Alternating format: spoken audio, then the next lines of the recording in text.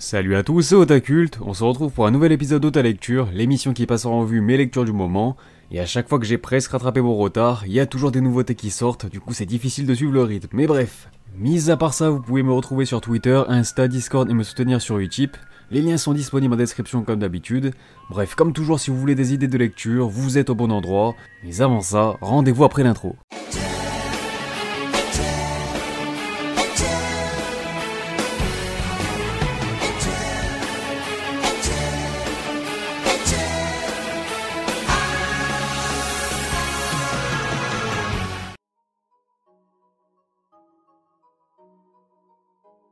Tout d'abord, voici le timecode, vous pouvez skipper les mangas qui ne vous intéressent pas, mais aussi pour vous éviter d'éventuels spoils, car ça reste des reviews de nouveaux tomes, il y a donc forcément du spoil, hormis pour les nouvelles séries, là j'essaye d'éviter.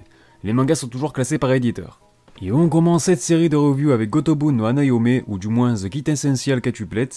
Je précise qu'il s'agira d'un mini-avis puisque je réserverai prochainement une grosse critique sur le manga, un manga signé Nege Aruba qui a débuté en 2017 dans le Shonen Magazine, avant de prendre fin début 2020, en un total de 14 volumes. 3 d'entre eux sont déjà parus en France aux éditions Pika, et voici une petite mise en bouche. Futaro, un lycéen brillant mais fauché, décroche un petit boulot de rêve, professeur particulier pour une famille fortunée. Or, le garçon déchante lorsqu'il réalise que ce n'est pas un élève qu'il va devoir gérer, mais des quintuplés aussi belles que Cancre à souhait. Entre Ishika la désordonnée, Nino la protectrice, Miku la réservée, Yotsuba la joviale et Itsuki la susceptible, Futaro va devoir prendre son courage à deux mains pour relever le défi que représentent les sœurs Nakano. On va pas perdre de temps, c'est clairement une série que je vous recommande car elle se démarque totalement de son genre. Je ne suis pourtant pas, mais clairement pas un grand adepte de romance et surtout de harem, mais je dois vous avouer que Gotobun est un petit coup de cœur. Sa principale force étant la qualité de ses personnages, notamment ses protagonistes qui sont tous bien développés. Chacun d'eux apporte son petit plus à l'histoire, une intrigue étonnamment bien ficelée pour un manga du genre je trouve. De par sa fine narration se joint habilement du lecteur en le tenant en haleine du début à la fin, le tout avec des dessins soignés et une ambiance chaleureuse, faisant de Gotobun no Hanayome une lecture fortement agréable que je vous recommande chaudement. Toujours chez les éditions Pika, on enchaîne avec les tomes 8 et 9 d'Origin signés Boichi. Il ne me reste donc plus qu'un tome à lire pour compiler la série qui se dessine de plus en plus comme étant mon œuvre favorite de l'auteur. Si Sunken Rock, que j'estime grandement, se focalise principalement sur l'action, les combats et du flow vraiment sur mesure dégagé par ses personnages d'un charisme peu égalé, Origin s'affirme de son côté de par ses thématiques abordées. Des thématiques abordées avec une brillante pertinence, puisqu'on suit un robot qui va pas à pas ouvrir son cœur aux humains afin de devenir l'un des leurs à son tour indirectement. Ces deux tomes étaient vraiment fantastiques, ils sont l'illustration parfaite de tout ce que j'aime dans ce manga. Alors certes avec son lot d'action, de dessins soignés, mais je fais surtout référence aux personnages et les liens qui les unissent entre eux. Boichi prend également le soin d'y ajouter un peu de drame pour rendre certains d'entre eux encore plus touchants qu'ils ne l'étaient déjà. On sent clairement que l'histoire arrive à son terme, sans pour autant ressentir que la narration est précipitée. Au contraire, j'ai espoir que le 10e volume viendra parfaitement conclure la série ainsi que les différents développements mis en place, depuis le début de l'histoire. En tout cas voilà, ce manga c'est vraiment une pépite. Et en parlant de conclusion, j'en profite pour faire la transition avec le 10e et dernier volume d'Happiness. Je le reprécise encore une fois mais faites attention aux spoils. Eh bien on va faire simple, cette fin m'a totalement satisfait. Mes attentes ont clairement été comblées de bout en bout puisque cette fin vient conclure la série de la meilleure des manières qui soit en mettant en avant chacun des personnages. Et il était important pour moi que Shuzo Oshimi vienne apporter une conclusion aux différents acteurs du récit, puisque Happiness nous narre pas seulement l'histoire d'un personnage en particulier, on suit l'évolution de plusieurs d'entre eux depuis le début. J'ai trouvé cette fin assez douce et donc en raccord avec le titre de la série, ce qui n'était clairement pas gagné vu la tournure des événements. Happiness aura donc pris son temps pour que ses personnages aspirent au bonheur après une longue et terrible descente aux enfers. Finalement on suit l'évolution de leur vie à travers le temps passé leur a permis de se reconstruire tant bien que mal pour laisser place à une fin assez apaisante, faisant ainsi d'Happiness mon œuvre favorite de Shuzo Oshimi. On reste dans le thème puisque l'on va causer du 6e volume de Les Liens du Sang, toujours de Shuzo Oshimi. Un manga toujours aussi plaisant à lire de par l'expérience de lecture assez atypique qu'il procure, la relation mère-fils entre Seiko et Seishi paraît toujours aussi malsaine, un amour obsessionnel qui ne cesse de prendre de plus en plus de proportions au fil de l'histoire, à tel point que les deux semblent désormais dépassés par la réalité puisqu'ils se nourrissent dans le mensonge à propos de l'accident de Shigeru. Pourtant bien causé par la folie de Seiko, j'ai eu la sensation que leur mensonge était parvenu à maquiller la vérité aux yeux de Seishi, qui plus le temps passe, se retrouve étouffé sous l'emprise de sa mère. Elle le manipule avec une facilité assez déconcertante, si bien qu'on se demande jusqu'où tout cela va le mener. Ils se réfugient de plus en plus dans une bulle qui va certes renforcer davantage leurs liens, mais qui va surtout finir par les couper de toute autre relation extérieure. Et bien sûr, une bulle ça finit aussi par éclater. ce qui pourrait risquer de détruire leur famille sur un plus ou moins long terme, et le réveil de Shigeru vient d'ailleurs pimenter tout ça, puisqu'il va être plus que jamais intéressant de suivre les réactions du duo maternel. On passe aux éditions Kazé avec les tomes 13 et 14 de l'incontournable The Promised Neverland, des volumes marqués par de nouvelles révélations importantes servant à faire avancer toujours plus l'intrigue principale, mais ils sont surtout marqués par un retour qui avait longuement été teasé, celui de Norman, et bordel, je ne comprends pas comment certains ont pu croire à sa mort. C'était assez évident qu'il soit toujours en vie puisqu'on nous a jamais montré son corps contrairement à tous les autres morts et surtout on savait qu'il avait rejoint quelqu'un dès que Isabella l'avait mené au portail, sans oublier certains indices disséminés ça et là par les auteurs, son retour n'était clairement qu'une question de temps. Après, est-ce que la réintroduction de Norman dans l'œuvre était vraiment nécessaire, puisqu'il va devoir se montrer à la hauteur de l'excellent personnage qu'il était, le mastermind du premier arc? Voilà, c'est quand même compliqué de revenir. Il revient en tout cas avec de grandes ambitions puisqu'il souhaite changer la face du monde par la force s'il le faut. Autant dire qu'il a clairement gagné en assurance mais surtout en influence depuis la dernière fois. De nouveaux idéaux que ne partage pas forcément notre héroïne Emma, donc il va être intéressant de suivre ça de près, après des retrouvailles assez touchantes. On poursuit avec les volumes 20 et 21 de Rikudo. Incroyable, c'est toujours le mot adéquat pour décrire cette œuvre qui ne cesse de me procurer un immense plaisir de lecture. Avec dans un premier temps son tome 20 qui vient nous apporter la conclusion du combat opposant Riku et Yodo, encore une fois sublimé par le somptueux coup de crayon de Toshimitsu Matsubara, toujours aussi inspiré.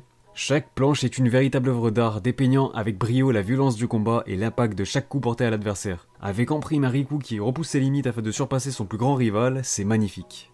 Il n'y a pas d'autre mot pour qualifier sa victoire, une victoire méritée qu'il convoitait tant afin de devenir quelqu'un de fort. Les retrouvailles tant attendues avec sa mère étaient elles aussi touchantes, car ils se sont principalement échangés un long silence, et en parallèle à ça, le 21e opus nous laisse sur un combat mémorable qui restera forcément dans la légende, puisqu'il met en scène Tsubaki face à David Kahn pour son tout premier combat pour la ceinture mondiale. Un combat qui nous offre déjà pas mal de tension mais surtout de spectacle au-delà de l'enjeu qu'il représente. Dire qu'il ne reste plus que 2 tomes avant la fin de cette série, c'est incroyable, elle est magnifique. Place aux tomes 2 et 3 de Emperoi au silence signé Akane Toreikai, disponible aux éditions Akata. Alors j'avais fortement apprécié le premier volume, donc comme c'est une nouveauté vraiment récente et pas forcément très populaire, je vais éviter de spoiler. Je rappelle tout d'abord qu'il s'agit là d'un manga pour public averti. Des thèmes très sombres mais surtout réalistes y sont abordés. Comme la place de la femme dans la société, celle de l'homme et leur inégalité sur bien des aspects. Pour le moment, les thèmes soulèvent des problèmes d'actualité qui doivent être appuyés et mis en avant car il faut en parler, il faut parler des violences sexistes et d'autres problèmes bien plus graves encore. En revanche, j'ai peur qu'on tombe sur le cliché facile du style « tous les hommes sont des pourritures, les femmes sont toutes des victimes », etc. J'espère que l'auteur va continuer à développer ces thématiques avec maturité comme elle l'a si bien fait jusqu'à maintenant, surtout sur les 3 premiers volumes, sans pour autant perdre en pertinence au fur et à mesure. Ce qui serait dommage de tomber dans la facilité en faisant des raccourcis envers un propos si problématique et intéressant. En tout cas pour le moment c'est une lecture fortement enrichissante et qui nous réserve encore pas mal de mystères quant au passé de certains personnages. Je pense notamment à l'héroïne qui porte un lourd passé sur ses épaules et qui espère tout de même aller de l'avant. Autant dire que c'est pas gagné et j'ai hâte de voir quelle proportion va prendre cette histoire parce que plus ça avance, plus l'ambiance devient pesante. On arrive aux éditions Ototo avec le 6ème volume de Merci à Lago. Je vais être honnête avec vous, cela fait 2 ou 3 tomes que je perds peu à peu mon attachement à ce manga qui avait pourtant très bien débuté. Le problème c'est que l'abondance de fanservice ecchi devient insupportable et on frise même la limite de l'immoral concernant certaines scènes. L'auteur ne semble plus avoir de limite pour dessiner des scènes de ecchi absurdes qui viennent constamment me sortir de ma lecture. Et c'est bien dommage car la fin du volume vient encore relancer l'intrigue avec un bon cliffhanger. Mais honnêtement je ne sais pas si je vais avoir le courage de continuer cette série car en plus du ecchi omniprésent que je ne supporte pas du tout, on ne peut pas dire que l'arc actuel soit aussi intéressant pour combler ne serait-ce qu'un peu et pallier au problème. Au contraire il en ruine tout l'enjeu et les personnages par la même occasion qui semblent de plus en plus réduits à des objets sexuels qu'autre chose. Donc voilà, c'est clairement une grande déception pour moi, donc je préfère être franc avec vous. On enchaîne en revanche avec le 8ème opus de la merveille Made in Abyss, histoire de passer du jour à la nuit littéralement. En effet, ce tome est encore un petit sans faute, aussi bien dans sa forme, puisque Akito Tsukushi ne cesse de nous pondre des sublimes planches, mais surtout, dans le fond et donc dans sa narration toujours aussi envoûtante. On en a appris un peu plus sur Ilbru, dit le village des ombres à travers un flashback assez touchant, notamment car on découvre son histoire en même temps que nos héros, ce qui rend sa narration tout bonnement plus efficace à mes yeux. J'ai vraiment eu la sensation d'être à leur côté en train d'écouter cette histoire, tant elle était narrée comme un conte de fées.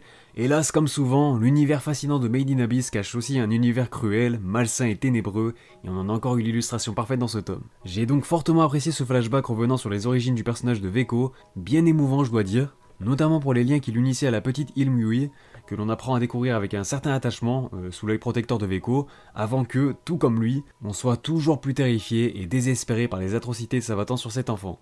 Made in Abyss nous réserve donc toujours autant de surprises à travers la découverte d'un univers ô combien fascinant qui appelle encore et toujours à l'exploration, la découverte, mais surtout l'aventure. Et enfin, pour conclure cette vidéo en beauté, quoi de mieux que de revenir sur les tomes 94 et 95 du monument qui One Piece chez Glénat. Alors par où commencer, j'ai envie de dire, tant Oda a l'art et la manière de densifier à la fois son arc et son univers par la même occasion, et ce quasiment à chaque nouvel opus. On va tout d'abord revenir sur l'alliance entre Kaido et Big Mom, car oui, comme si un empereur ne suffisait pas, Oda nous en offre 2 pour le prix d'un, afin de mettre les Mugiwara toujours plus dans la sauce. C'est à se demander comment ils vont parvenir à s'en sortir cette fois-ci, puisque cette énorme news, bien sûr, s'est répandue comme une traînée de poudre à travers le monde, donnant ainsi lieu à mes chapitres préférés de One Piece, les chapitres de transition. Il n'y a qu'à voir la couverture du tome 95 pour être averti de la claque que l'on va se prendre avant même de commencer notre lecture. De nombreuses révélations nous sont faites, à commencer par l'abolition de l'instance des Shichibukai. Les fameux chiens du gouvernement sont donc de nouveau ceux que l'on traque, comme le souligne avec classe Mihawk, ou encore Bois Hancock, qui est déjà prête à leur rappeler pourquoi il lui avait proposé de s'allier à eux. Mais bien entendu, le gros du morceau nous est révélé du côté de Sengoku, avec en premier lieu la révélation autour des primes et de certains grands noms, mais encore bien plus intéressant. Un certain personnage nommé Rox D. Xebec est introduit. Incroyable, son équipage était composé de Barbe Blanche, Kaido, Big Mom ou encore d'autres pointures comme Shiki le Lion d'Or. Et pour couronner le tout, on nous apprend que cet équipage de malades mentales aurait été vaincu par une alliance de malades mentales entre Garp et Roger. C'est beaucoup trop lourd, c'est incroyable. Bref, j'aurais aimé prendre mon temps pour analyser tout ça, mais ce n'est pas le but de ce format, donc je mentionnerai tout de même également le début du merveilleux flashback de Oden Kuzuki, un flashback légendaire sur lequel je suis revenu dans la première vidéo de mon nouveau concept Rêverie, dans lequel je reviens sur les meilleurs flashbacks du manga, du moins pour le premier épisode. Et à côté de toutes ces dingueries, on a également eu droit à l'entrée en scène de Kawamatsu, un personnage que j'apprécie déjà fortement, et c'est même certainement mon fourreau rouge favori.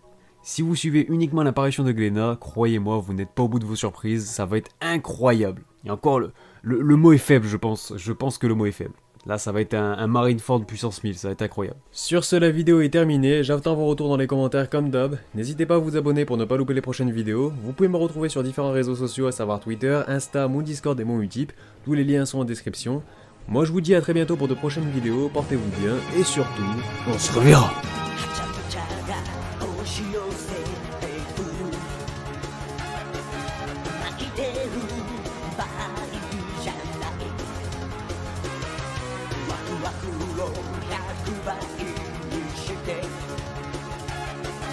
パーティーの主役に